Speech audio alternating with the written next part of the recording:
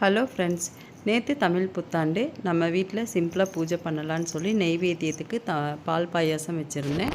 கொஞ்சம் சிம்பிளாக பூஜை பண்ணிவிட்டு வீட்டிலேருந்து பக்கத்துலேயே சிவன் குடில் அப்படிங்கிற ஒரு கோவில் இருக்குது. அந்த கோவிலுக்கு போயிருந்தோம்.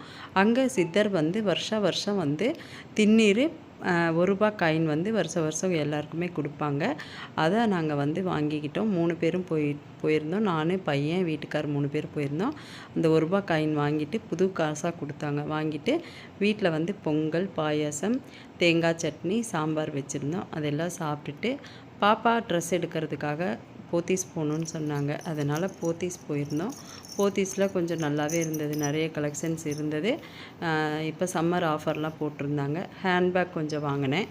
வாங்கிட்டு நம்ம வாங்குகிற பொருளுக்கு தகுந்த மாதிரி கிஃப்ட் கொடுக்குறாங்க. அந்த கிஃப்டெல்லாம் வாங்கிட்டு ஃப்ரீயாக மெஹந்தி வச்சாங்க. வச்சுட்டு நாங்கள் வீட்டுக்கு வந்துட்டோம். தேங்க்யூ.